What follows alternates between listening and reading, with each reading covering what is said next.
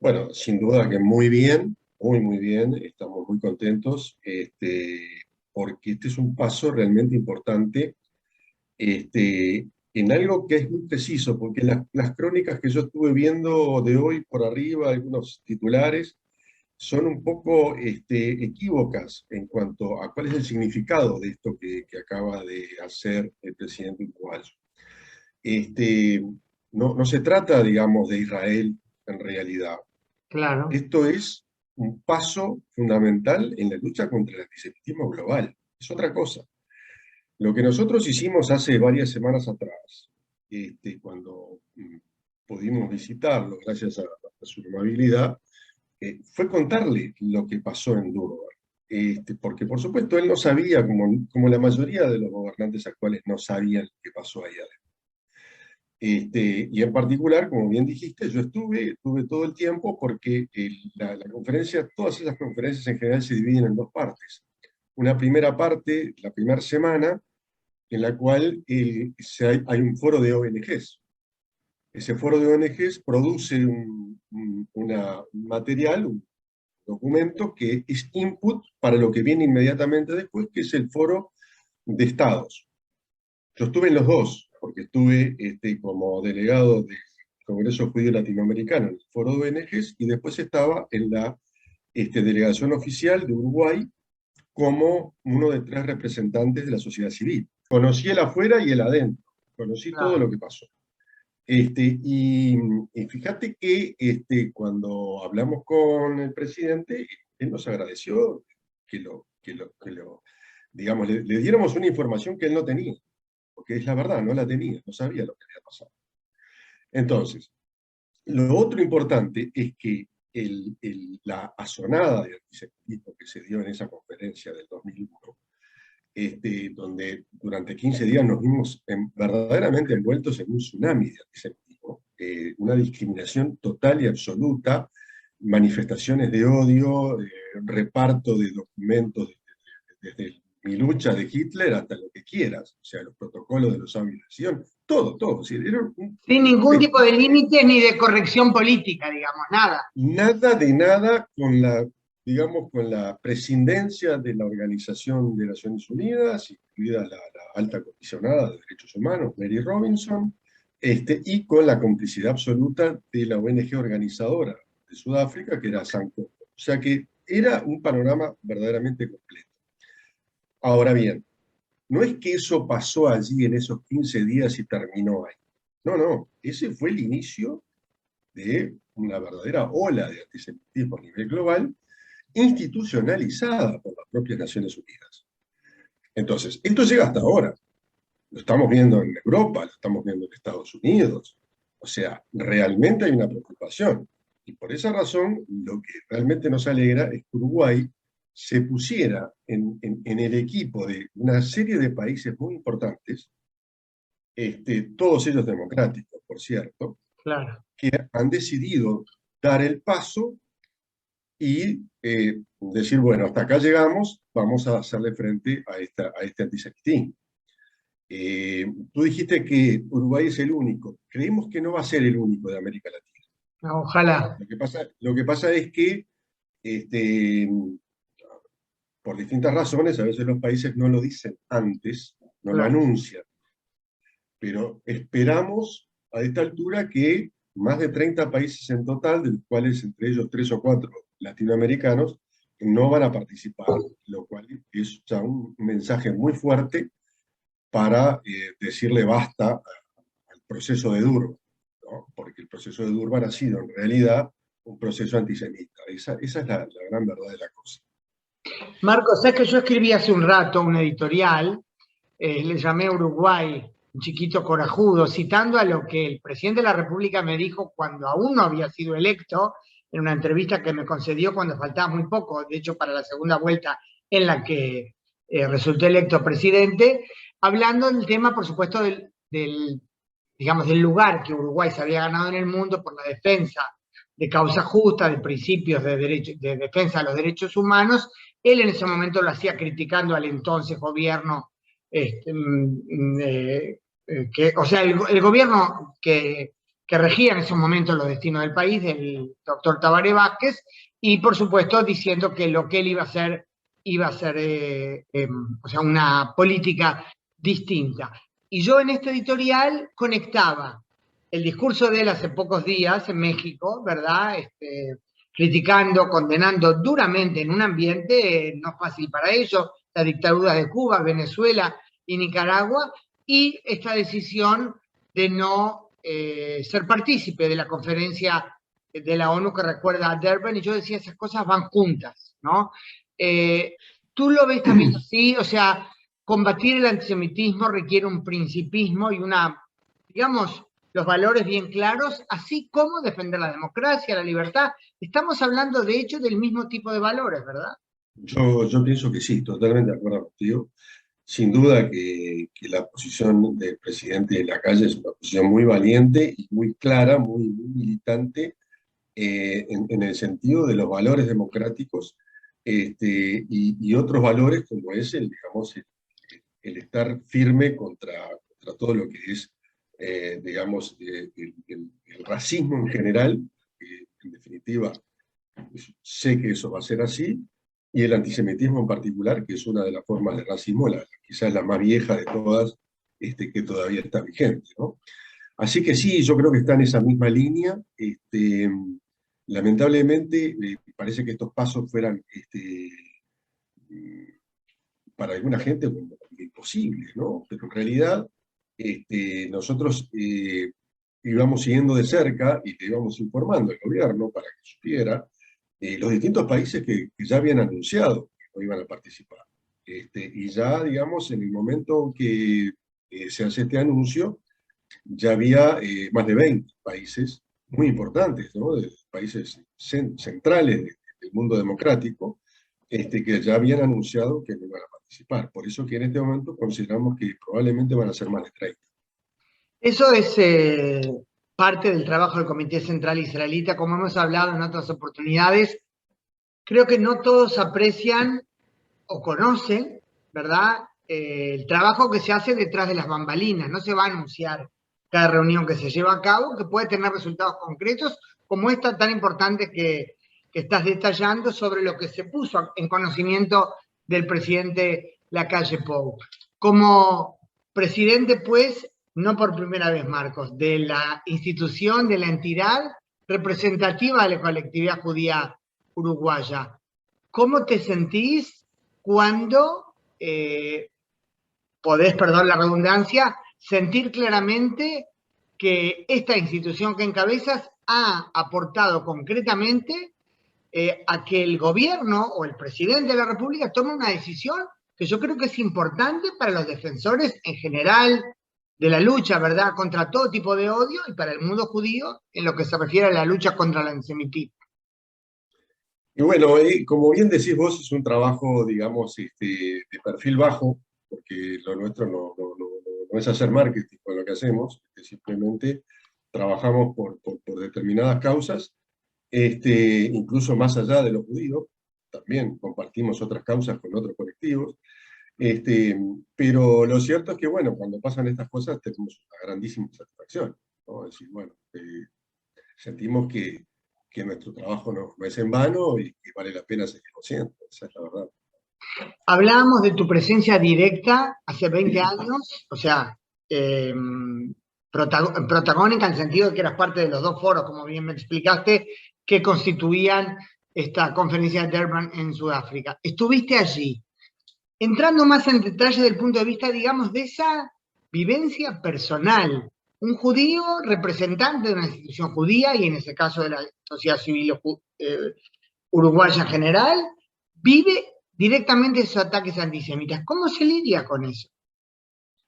Bueno, mira, fue muy impactante, sobre todo porque nosotros vivimos en un país donde, si bien sabemos que hay antisemitismo, pero si realmente es menor, ¿no? Es decir, de pronto sentirte rodeado por manifestaciones y por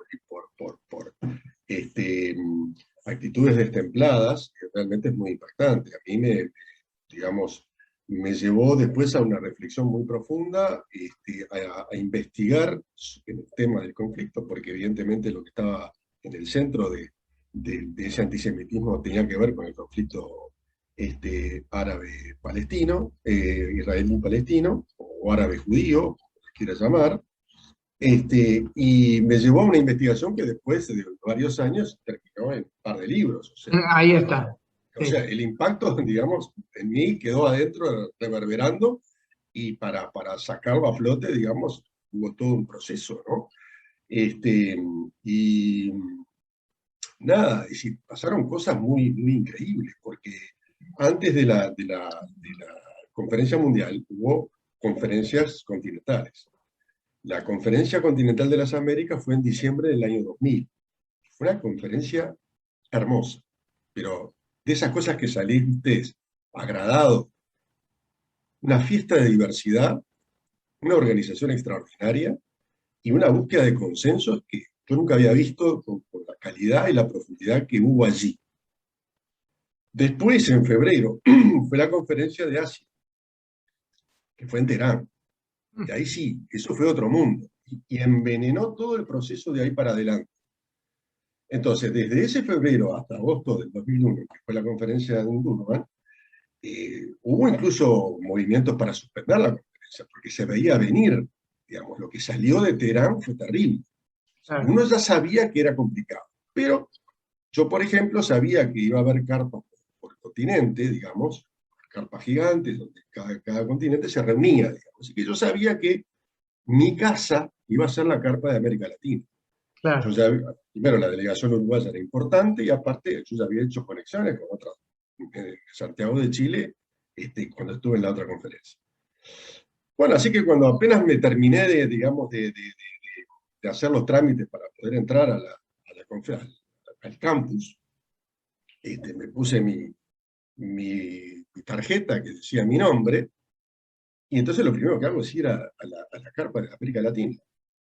Y ya cuando entro, veo desplegada toda la propaganda pro-palestina, y cuando me acerco al mostrador donde estaba la persona, digamos, que recibía, me Y ve tu mira, apellido, ve tu ve mi apellido. apellido, se da media vuelta y se va, me da la espalda.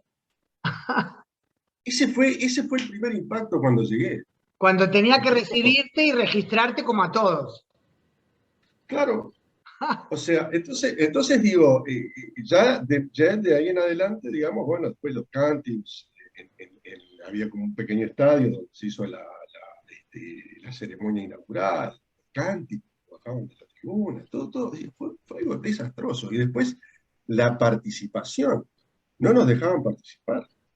O sea, había, por ejemplo, el primer día había un taller de víctimas de racismo y discriminación, por supuesto, teníamos que estar, ¿no? Yo y los otros judíos del mundo que habían ido.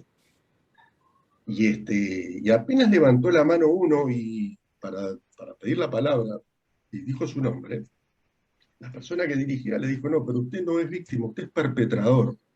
¡Ah! ¡Qué Entonces increíble! yo, cuando escuché eso, yo que iba muy preparado para hablar y para discutir o para lo que fuera, para aportar, o sea, había estudiado todo el proceso, hacía un año que estábamos trabajando. En Uruguay se dio una cosa muy especial, que todos los colectivos nos unimos y trabajamos juntos. Fue el único país del mundo que hizo eso, Eso fue reconocido por la uruguayo. alta comisionada. Sí, con los afro, con los indígenas, con todos los grupos. O sea, era realmente una diversidad extraordinaria, trabajamos juntos. Y cuando llegamos ahí, yo lo que lo sentí, digamos, similar a lo que veía, a lo que vi por película, obviamente, y lo que leí sobre la noche de los cristales rotos.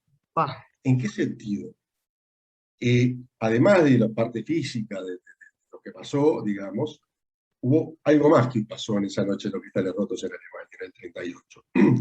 Y es que los vecinos, los amigos, los colegas no judíos, los dejaron solos a los judíos. Se retrajeron y los judíos quedaron solos, ¿no? Eso mismo me pasó a mí, quedé Pa. solo, porque toda esa gente con la cual trabajé antes, ante ese impacto brutal, lo que hizo fue retraerse. O sea, me Sí. evitaban mis ex compañeros Pero, o sea, te referís a los otros colectivos uruguayos. Exacto. Por eso te digo, o sea, a ese nivel fue impactante la cosa. ¿Me explico? Y entonces, en ese taller que te contaba, cuando Sí. yo veo eso, que no le dan la palabra, digo, ¿qué hago? Que yo no vine acá a mirar lo que pasa. Entonces me levanté, en vez de pedir la mano a voz alzada, fui hasta el lugar donde se dirigía el taller para anotarme en la lista de oradores como víctima de la AMIA. Y me dieron la palabra, pero fue una experiencia de terror, porque apenas dijeron mi nombre, hubo una cantidad de fotógrafos que a una distancia así de mi cara me sacaban fotos todo el tiempo, ¿no? Y yo Para no tratar podía de ver. amedrentarte, de hacerte sentir incómodo. Y bueno, empecé hablando de la AMIA, pero después fui bifurcando a lo que yo quería, y entonces me cortaba, una, dos, tres, cinco veces, al final, ¿viste? Hice lo que pude, dije lo que pude, ¿no? Pero bueno, además de eso, no era solamente el tema de los pedidos, porque si uno plantea las cosas así, uno dice, bueno, está, los pedidos. En realidad, todos los demás colectivos, salvo los afro, hasta cierto punto, fueron ignorados. Y Ana, te estoy hablando de decenas de colectivos del mundo.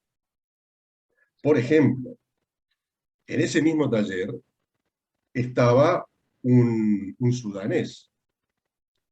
En ese momento de la historia, Sudán ya tenía 2 millones de muertos comprobados, estaban los informes que nosotros manejábamos de Naciones Unidas.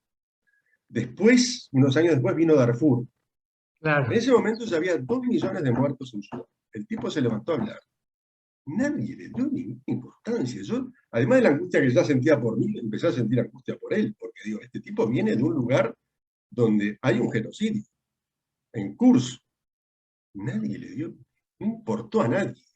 Lo único que importaba era lo palestino, porque al final, el último día, digamos, cuando yo ya estaba haciendo las valijas para volverme, mi pregunta fue, ¿cuál es la diferencia entre los palestinos y todos los demás que están acá? Los indígenas americanos, que pretendían que en vez de llamarlos poblaciones indígenas se llamaran pueblos. Fíjate vos, con qué detalle fueron a buscar a Durban los indígenas americanos. Salieron con las manos vacías. Entonces, ¿cuál era la diferencia?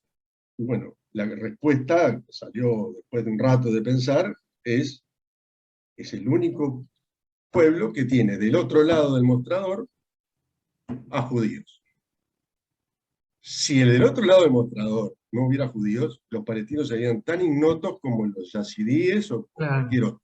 ¿Me explico? Y Claro, esto se claro. fue comprobando después, porque todas las persecuciones que han recibido los descendientes de palestinos en el Líbano, en Siria, ¿verdad? Nadie le importa. Lógico, exacto. Nadie le importa solamente si está Israel involucrado. Por eso que, digamos, mi primer libro se llamó Antisemitismo y conflicto israelí, porque son dos caras de una misma moneda. Justamente Así te que iba a bueno, mencionar ese tema. Yo recuerdo las entrevistas que hicimos a raíz de tu libro, Marcos. O sea, claramente, no que no sigue habiendo antisemitas por otras razones de ignorancia histórica y quizás, o sea, el antisemitismo de raíces cristianas en gran medida ha sido superado. No puedo decir, creo que desapareció del todo, pero es otra cosa, incomparable con lo que pasó durante la historia. Hoy en día, el antisemitismo, el grueso de los fenómenos antisemitas, tiene raíces islámicas, ¿verdad? exacto, sí.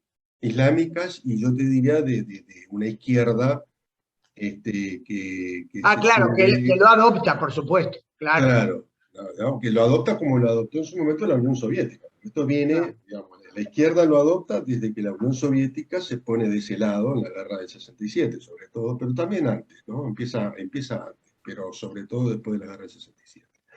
Y entonces eso también es un motor importantísimo. Creo que es oportuno. Antes te interrumpí en algo, Marcos. ¿Querías agregar algo? Perdona. Estabas. No, no, simplemente digamos que el impacto, digamos, fue realmente muy, muy grande de todos los que estuvimos allí. Lamentablemente el único gobernante uruguayo que lo vivió y que estaba muy al lado nuestro, la verdad, un tipazo, tuvimos una relación extraordinaria, fue el exministro Mercader, que lamentablemente falleció, Sí, que fue el único gobernante que si vos estuviera vivo podría contarlo igual que lo cuento yo, porque él estaba claro. con nosotros, digamos, codo con codo. Realmente, Justamente quería mencionarlo, hace un rato publiqué una entrevista que el doctor Antonio Mercader, que en paz descanse, de bendita memoria, falleció en el 2019, recordemos, me concedió en el 2009, pocos días después de la reunión en Ginebra, también recordando lo de Durban, fue una entrevista, bueno, está en el portal en Semanario Hebreo High, va a salir también la edición impresa del Semanario Hebreo este viernes, que en su momento, por supuesto, fue el marco en el que se publicó, y él recordaba precisamente esa participación y lo terrible de lo que se convirtió, en qué se convirtió Durban, que había sido anunciado como algo tan diferente. Es muy importante, sí, recordar la digna memoria del doctor Mercader, que actuó como se debía, ¿verdad? totalmente. Marcos, tuviste oportunidad, sé que se nos está terminando el tiempo, tú tuviste oportunidad después de conversar con los compañeros, compatriotas de los otros colectivos, con quienes habían trabajado, como destacaste, con tanta cercanía, pero que después sentiste que quedaban, y estoy poniendo palabras en tu boca, como digamos, inmovilizados por lo que veían. O sea, ¿era lugar para algún reproche o hasta casi se podía comprender ese aluvión de odio que a uno lo Mira, descoloca? No sé cómo la plantearlo. verdad la verdad que en el momento y por un buen tiempo después, la comprensión no era fácil. Tuvo que pasar un poco de tiempo para, bueno, uno empezar a pensar que eh, era muy difícil la situación, era muy difícil, muy impactante, y que, bueno, sí, que una posibilidad era eso, que se retrajeran y que digamos, se abrazaran a sus propios asuntos, digamos, dejando esto de lado y tratando de no tenerlo en cuenta. Lo que pasa es que, ¿qué sucede? Eso a largo plazo termina siendo también malo para ellos mismos. Porque, digamos, al final Durban termina siendo esto que fue, mientras que si hubiéramos estado todos unidos en contra de esto, en ese momento o poco tiempo después, posiblemente se hubiera interrumpido la ola expansiva de Durban y no hubiéramos llegado a este punto, no estaríamos hablando de esto ahora. Pero bueno, digamos que aquella actitud de ellos de alguna manera siguió de largo hasta el día de hoy. Quizás ahora con esta movida de tantos países que no van, quizás podamos reabrir el diálogo, ojalá, me gustaría mucho porque había hecho mucha, mucha amistad con mucha gente, ¿no? Nosotros, digamos, del Comité Central trabajamos mucho con otros colectivos, o sea, y ellos lo reconocen, o sea, no es que no lo reconozcan, pero me gustaría, digamos, que podamos quizás volver como a la situación anterior a Duro, ¿no? Que realmente era, fíjate hasta qué punto esto fue evidente que la alta comisionada, poco después de Durban, visitó Uruguay, hizo una pequeña gira por América Latina, y en un día y medio que estuvo en Uruguay, tuvo 3 reuniones con lo que llamábamos la Coordinadora Nacional de Apoyo a Durban. Y eso quiere decir que realmente nuestro trabajo fue destacado, ¿me entendés? Como uruguayos. Así que, como sociedad uruguaya. Así que bueno, nada, ojalá que esta situación vuelva a reabrir un poco el tema con mis socios, digamos, de la lucha contra el racismo y la discriminación. Ahora sí, la última pregunta, Marcos. Volviendo al principio, más allá del orgullo que nos da como uruguayo la decisión del presidente de la República, él como parte de un grupo más grande y ojalá que en efecto, como dijiste, sea no solo Uruguay el que represente a América Latina en esta decisión de no ir a la reunión, digamos, de Durban hoy en Nueva York. ¿Te parece que una decisión de un bloque relativamente grande, ¿verdad? Decenas de países, todas democracias fuertes, resolviendo no asistir, es algo que puede hacer que cambie en algo la dinámica o simplemente bueno, no por minimizar, simplemente no es para minimizar, es importante para dejar sentada una posición principista que plantee hasta aquí. Yo creo que en la medida que es, porque no te olvides que en la propia conferencia de Durban, Estados Unidos e Israel se retiraron. Pero este mínimo grupo de dos, digamos, de aquel momento, va creciendo episodio tras episodio. Así que yo creo que esta vez el hecho de que ya haya crecido tanto va a tener impacto. Yo tengo la esperanza de que va a tener impacto y va a crear un precedente importante como para que se tenga en cuenta. Bueno, ojalá que así sea. Marcos, te agradezco muchísimo, contador Marcos Encantado, Israel, Alan. presidente del Comité Central Israelita del Uruguay. Muchas gracias, Encantadísimo, Alan. Marcos. Y Gracias buen a vos. año. Buen año para vos. Gracias.